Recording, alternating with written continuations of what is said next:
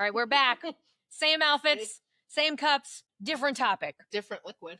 Different liquid. What are we working with today, boo? We got some coconut water, regular water, cucumber, mint. Mint.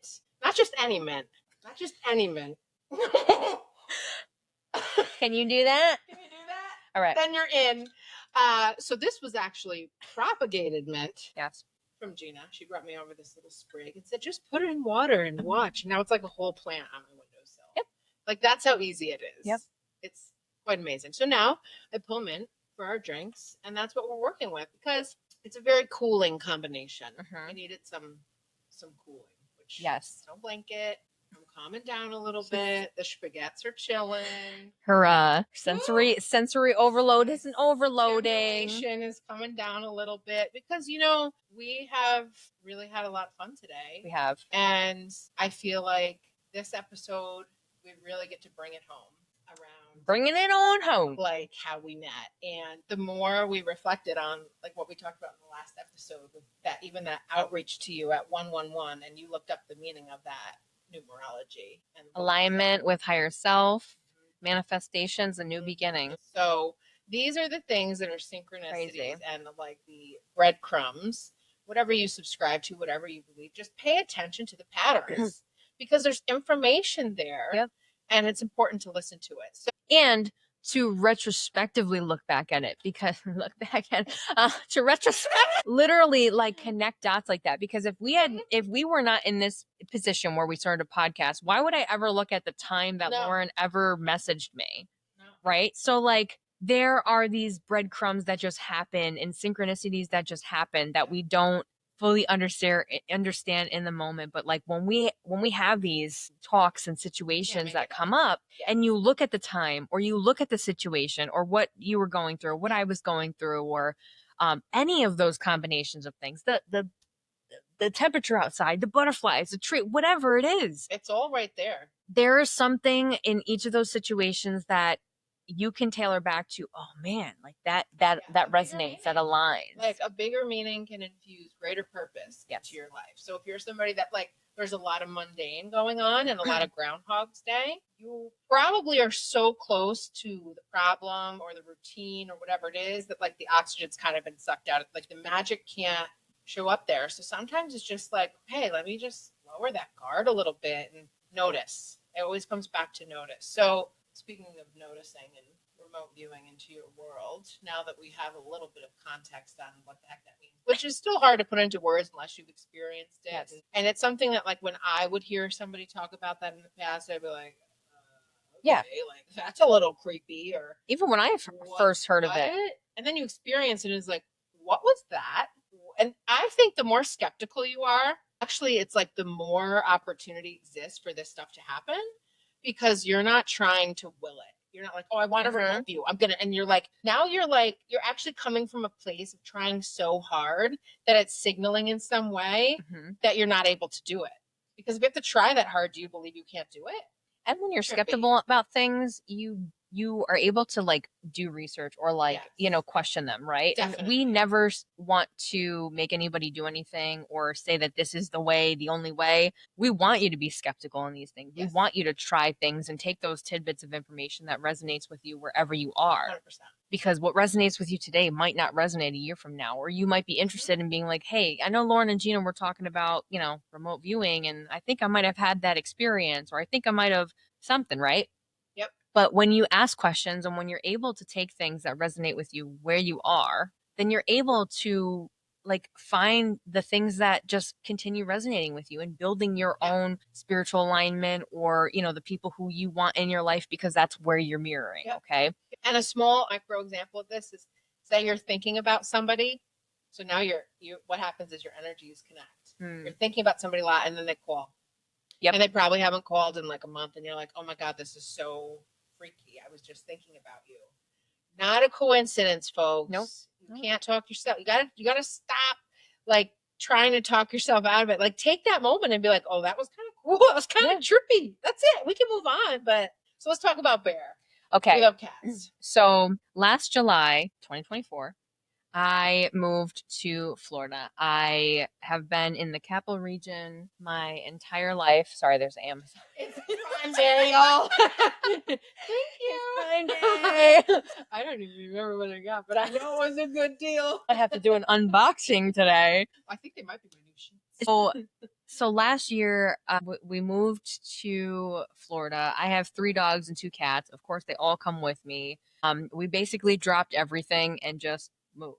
We didn't take any of the furniture. We shipped a couple of boxes to our new location and got a townhouse and just picked up a whole new life. My boyfriend and I thought that a lot of the stuff that we were going through and a lot of the things that we kept on telling ourselves was that it was very environmental based. So a lot of the things that were constricting us that weren't being able to let us expand in our relationship and our energy and business and all these things were because of the environment, and that we've been there for, I mean, I was 29 at the time. I've been in one place for 29 years, and that can be exhausting. It is the same thing. It is very mundane, very redundant. I mean, there's not a lot of new.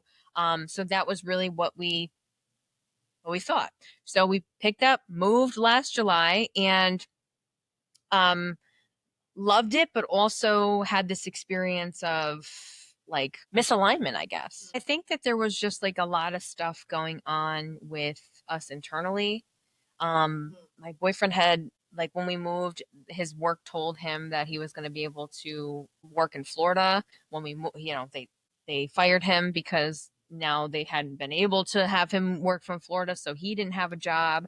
And then I was picking up a lot of stuff, and then while doing that, I was also trying to find my footing in a new environment. And then he was also like just applying for jobs. I mean, and if you've ever applied for jobs, it is a full-time job to apply for a job. And he has a master's in cybersecurity, and like he still could not get an interview to save his life. So he spent 5 months being unemployed and just having a full-time job applying for things. And that was part of my beginning of entrepreneurship, because I had been getting declined by every single job that I had ever done. But that's definitely a topic for another day. Yes. Here we are. Cheers. So I think the misalignment came with, like, we were in another environment and we still weren't like happy to the degree of like, we thought it was going to be different, but we just took our problems to another place. Well, I've heard this saying before. You ready? What's this saying? We got this I'm not going to butcher this one because this one goes way back. No matter where you go, there you are. Yeah. Yep. And that's exactly that feeling. Like, it might be a nice little shiny object or a switch of things for a little while. And so we were there and we weren't really understanding like why we were kind of still feeling like this. It was just a lot of stress. Again, I was picking a lot of the financial stuff, and then when he eventually did, like, a lot of my business stuff was falling back. Because once I moved, there was a lot of clients that were like, I don't want to work with you anymore because you're not here. You're not local anymore. And what I know now is obviously that was making new ways and new energy for, different things and opportunities. But at the time, that stings, it's like going through that and having somebody tell you that they don't want to work with you anymore, especially just because you're not local, or that, you're not, whatever the case. It stings at the time. But so we ended up moving. Still, a lot of the same things just kind of kept coming up. And we were in a really rough space. I started working with one of my best friends, Amber, who owns a nonprofit called Life Reigns, and it's equine assisted psychotherapy. But she's got a phenomenal nonprofit, and one of the things that I started working with her on was applying for RFPs and grant funding, because that was something that I was familiar with and I had done with some of my clients. And then also we kind of programmatically put together a lot of programs for youth, programs for returning citizens, people who are in prison or jail. So a lot of like the mental health space. So the one night, it was January, and it was January 16th, and we were up one night super, super late working on this proposal. It needed to be in by like a deadline the next morning. And I was up till like 4 o'clock. It was me, her, and then I know it was, bless y'all. It was bad. It was a bad one. I have not been in that space of like urgency and like procrastination in a while. We're building systems that support forward a better way. Yeah. It's kind of nice. Yep. So we were up, and then I had realized I hadn't taken the dogs out for a walk in hours. I mean, probably like a long time. So I was like, all right, well, dogs have to go out for a walk, and then I'll sleep, and then I'll wake up in the morning at 9, or in the morning, work on it a little bit, and then we'll submit the proposal by 12 or whenever it was due. So I take the dogs out for a walk, and then I go up to bed. Rolls around the next evening. I am going to give my cats food. I have 2 cats, Bear and Toby, and I tap the can, to let them know dinner's ready. Yeah, tap the can. Mm-hmm. And I noticed that Toby's the only one who comes to dinner. Immediately, I'm like, where's Bear? And so we look all around the house. We're frantic at this point. We looked everywhere. She's not there. She's not in the house anywhere. So we go outside. We're trying to look outside. Nothing. We have no idea where she is. I think what happened was when I went to let the dogs out at 4 a.m., she snuck out behind me, and we lived in like a complex. So I think there was a lot of different scents, and she couldn't find her way back home. We also had a three-story townhome. So even if she was at the front door, our room was all the way at the top. So we wouldn't have even been able to find her or to hear her. So immediately I'm like in frantic mom mode. Like, I know that they're cats, but like I'm like, my baby is out here. And we lived right in back of us was like acres of woods. And in Florida, if you know anything about Florida, they got snakes, they got gators, they got coyotes, they got all these different birds that like are huge and ready for a meal. Yeah. Especially coyotes. They love the cats, they love the dogs. Hashtag where's Bear? So seriously. So my mind immediately goes, and that's why when we talk about going to worst case scenario, this was something that really wrapped my mind in worst case scenario all the time, every single time, because I had no idea. I don't know if she's okay. I don't know if she's not. I don't know where she is, what she's doing, if she's hurt, if she's injured, if she's sick, if she's caught, if she's stuck. Like, I don't know any of this stuff. And that day that she went missing, I was also supposed to hop on a plane to New York to come back here to see my brother in a fashion show. So all this stuff is just super like connected. I couldn't get on the plane. I mean, needless to say that. I woke up in the morning. I was sick to my stomach. I was like puking. I was not in a good space. So I think a couple days later, I might have put something on my like Instagram story or something like that with the picture, because we made pictures for like, lost cat and stuff, which I highly recommend. If you ever lose a cat or a dog, make the printouts, because I was very hesitant about it, but I put them on every single stop sign within like a 2-mile radius, because that's what I was reading. Like cats, especially indoor cats, they usually go like 1 to 2 miles. But print the pictures out. It's going to cost $40, $50, whatever the case. I promise you, it is going to make a difference, because what happens is a lot of people who are not online or social media. We did social media as well, but a lot of those people who even see it once, you're catching people who are driving. They're dropping their kids off at school. They're coming out, going to the grocery store. They're at the stop sign. They're seeing it at the stoplight. They're able to see that multiple times. So when the people in the neighborhood saw, I got calls. I got like 10 calls a day from people who would see black cats and who would, say, "Hey, I think I saw," like people will, but you have to put it in their face where they can't ignore it. It's the same thing that when you see billboards, right? See billboards, it's a form of marketing. So if you are going through that with a lost cat, a lost pet, whatever, print the signs. That's my little side note. So we printed signs.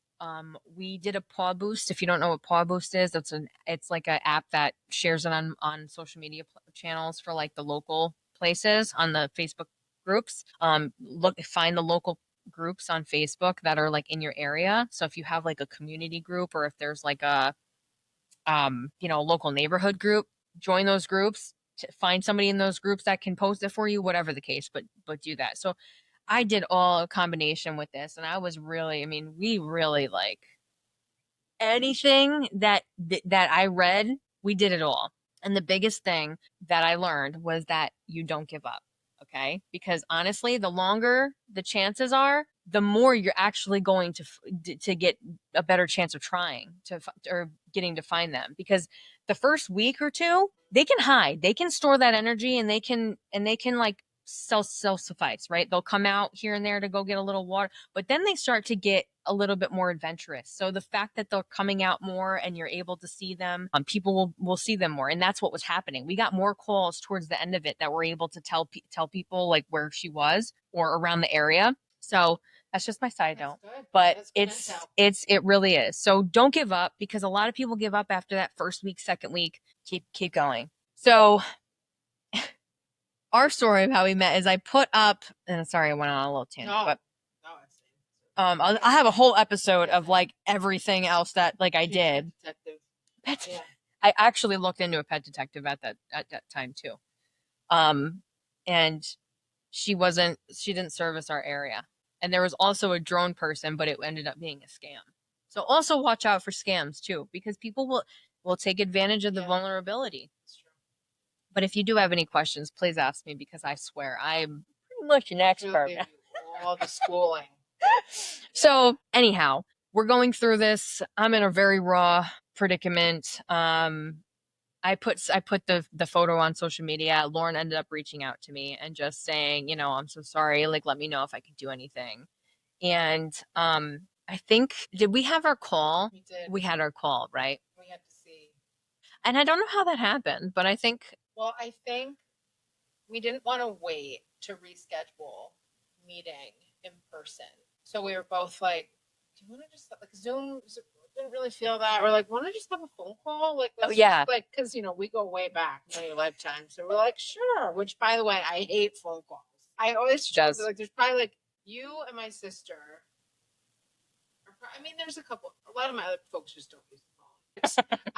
If a call comes in, I'm like, oh, I don't even want to answer it. But anyway, Gina was like, oh, Gina's calling. I'm like, oh, that's an indicator. So we had a call. Yeah, so I think we had scheduled this before Bear went missing, because we were like, hey, let's do a Zoom or whatever. And then Bear went missing and we talked, and I was like, I'm not going to reschedule it. I just want to connect with you. Yes. And then you were like, how you feeling? How you doing? And at that time I was actually at somebody's house where I received a phone call for the black cats. And of course it was a lady who had a bunch of black cats in her garage. So every time somebody saw one of those black cats, I would get the call from it, which was exhausting in and of itself. Well, yeah, it's like hope and then let down and hope. The constant emotional damage and like exhaustion. I think, and that's when we were connected right in the rawness of that. Yep. Like very much so. It was very early on. Yep. So at some point, Lauren had asked me if I was open to having her remote view in, and I was kind of. We got to peel back the onion on the conversation to make sure that the indicators look good. That she wouldn't be like, what the hell are you talking about? So we kind of started with the light stuff, like, what's your background? Oh, you left a career as well. Now you're doing this. There were so many similarities on our path that I felt what started happening was like we were totally mirrored. Mm-hmm. I was like, wow, I'm going deeper in this conversation with somebody that I've never talked to than I can sometimes do with people that are in my day-to-day life. Yep. So that was like an immediate, like, okay, let's just keep going. And then it turned into that question, which goes, do you want me to remote view in and try? I never asked anybody ever. So this wasn't even me. Like, this wasn't even like my logical mind. This was like my inner knowing being like, you need to ask this question. You need to just trust it. She was like, at this point, she was like, sure. At this point, I said, I don't care. Whatever. So I feel like that. So what I started to think about was also not just tuning into sometimes, and this can happen as well. If you're in the grief, it can be harder. And sometimes this happens like if you have a loved one that's passed and maybe you're like, why is this person over here getting all these messages and communicating with them, but I can't? I hear that a lot. And typically it's just a matter of being in the constricted grief, that the frequency in which they're able to communicate is a more expanded state. Mm-hmm. So raising your vibration means you got to work through some of that heaviness, and you could be in that heaviness for a while. There's no like linear path to that. And depending on the level of loss, could be a long time.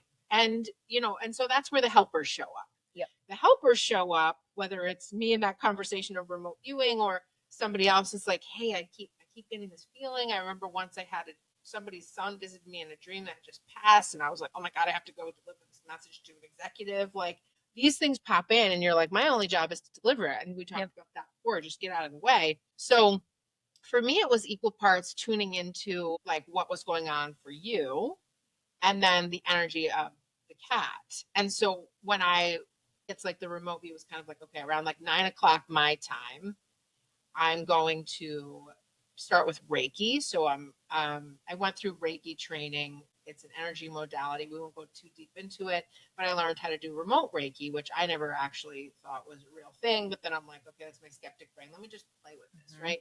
So I started sending some Reiki energy to Bear and to Gina, so that what started to form and what I was shown was this golden thread between the two of them.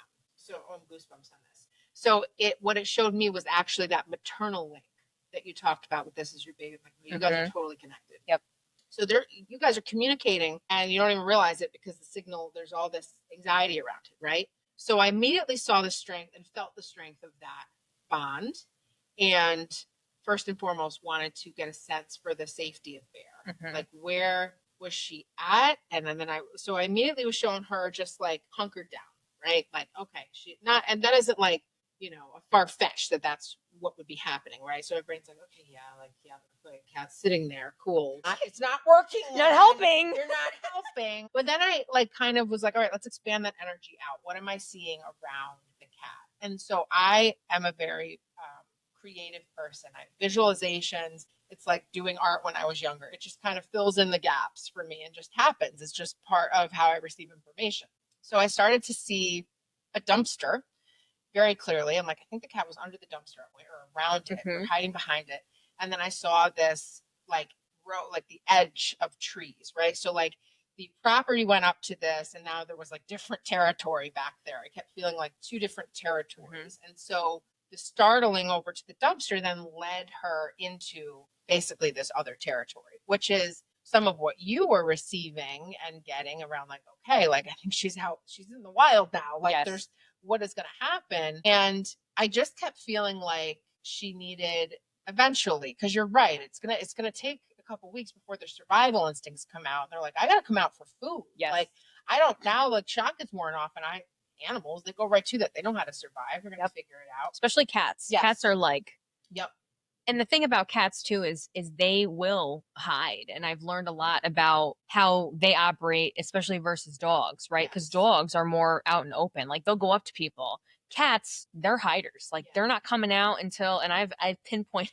abilities of like times, like dusk and dawn, like when they come out, what they do. But and then to just touch on your point of when you saw the trash can, my friend Melissa had the same vision as you before we even spoke. And I said, you know what? She's actually said that too. And so, which made me really like, I mean, every single night I would wake up I went out there at 6 p.m., 8 p.m., 10, like every 2 hours I would set an alarm and I would wake up and I would go out there, tap the can of food and like just kind of, because that's what I read of dawn and dusk was kind of like the hours. Yes. And I would see other cats in the area. But every time I went out there, I mean, there was nothing. Yeah. So when you told me about the trash can behind it, you were 100% right. You asked me if there was greenery, and I was like, yeah, there's like, and I sent you the picture, and you were like, all right, that's exactly what I saw. Totally it. Yeah. And so what I started to do this was my first time, I think, where I've actually sat there and handed it like I just fully surrendered and was like, that's when the pine tree showed up. It was to the pine tree that was in back of the dumpster, because you had told me that the dumpster story, and I went there and I saw this beautiful purple pine cone. It was on this pine tree I just resonated with it so much. I don't know what called it, what attracted me to it, but I started talking to the tree.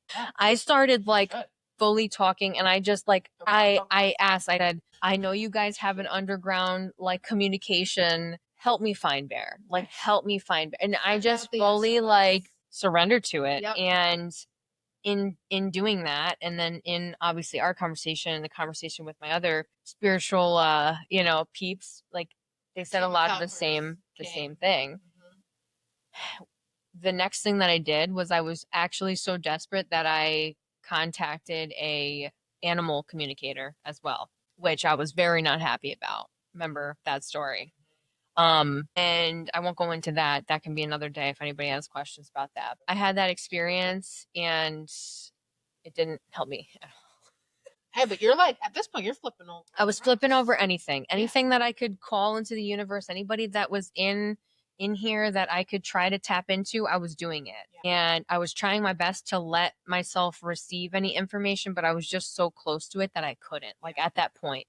So one of the things that I did was there was this really good YouTube video on the golden cord connection and the red string. And that was happening. So when you were when you had that experience of the golden cord, it was a meditation that like was opening your heart to like it was the red string that was like going and the golden cord that was like expanding out and you're seeing it. So I was doing my best to open it up and to not like just to not have any like expectation of what was going to happen, but just to let Bear see my love and to like have her maybe follow it home. And so I tried that and I did that every single night. And I'm like, I'm just trying everything I can. I said, at the very least, I will not go through this experience without doing everything in my power that I absolutely can. So during that time comes, Mike, my boyfriend, asked me, "Hey, Mike, we gotta shout out Mike." He is really the best. And we've been through so much together. It's now 5 years together, and we've just been through so much. So I love you, honey, and thank you for everything that you do. What was I saying? See, we got sidetracked with love. So we had this conversation. He's like, probably like, I can imagine that moment where you're trying to tap into the matrix to communicate. God bless his soul. Like, so there's a gold string involved. There's a pine cone. That's why I said it. And this woman from New York. At this point, I don't know her. Yeah, don't know her from Adam. Just a woman. And he's like, yes, dear. I know. I'm like, I've brought some crazy stuff up the past couple of years after my spiritual awakening, and I'm just like, you must think I'm fucking bad shit at this point. He's still hanging up, coming back for more. So we have the conversation or he brings it up to me like jokingly at first. Does Bear want to go back to New York? And I'm like, I don't know. Does she? Yes. Yes. And the reason why he said that and the reason why like I took to it was because in New York, we have a backyard. In Florida, we did not have a backyard. When I was outside gardening, Bear would be outside with me. She didn't run away. She just liked being outside. I think she's very much literally my daughter, as in she cannot be enclosed. And we also rescued her from being an outdoor cat. So she still has a little bit of that, like, I want to be outside, but like, I also don't want to be like an outdoor cat mom. So I think there was a piece of her that definitely missed that.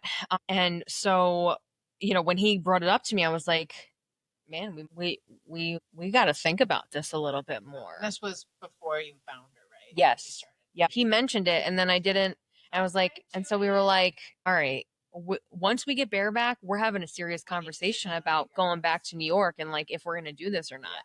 And like he said, I'm not leaving Florida without Bear. So like, that's already. And once we kind of put that on the table, everything else kind of started to really shift. Yeah. So again, in desperate mode, I did my first ever spell. Hang on to it, folks.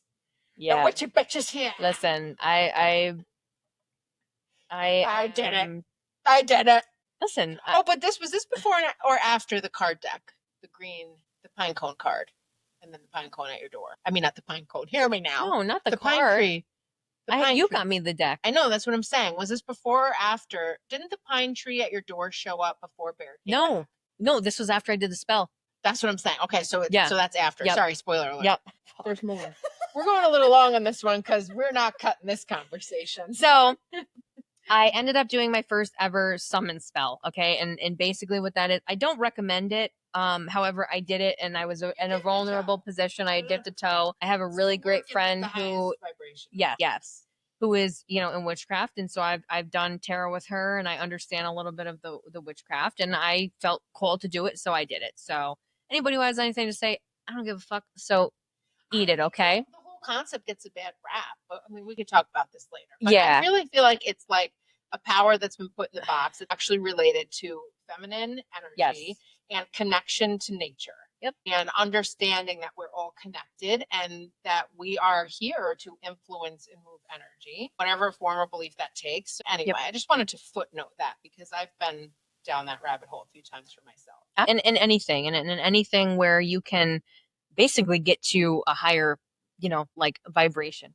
So basically what happened was I did a spell that summoned Bear back after I had been talking to the pine tree. And that night at 2 a.m., a whole Christmas tree showed up at my door when I was going out, because remember I said that I put timers on every couple of hours. So this was when I was going to be going outside to go try to find Bear. 2 a.m., a whole Christmas tree was sitting in front of my door. Tree. So like what? Even though Florida. Yeah, and it was mid-January. Yeah, It's so like, there's a huge mystery. Yeah. But, it is what it is. I think that it was to show a lot of the power, and it also meaning of and that's exactly what I did. So I looked at the meaning of the pine tree, and it basically meant hope, right? When we look at pine trees, they are something that is an evergreen, and they are able to be here when it's winter. And that's exactly what it was. It was winter at that time. They show hope. They show, basically what I got from it was to not give up hope. Yeah. So don't give up hope.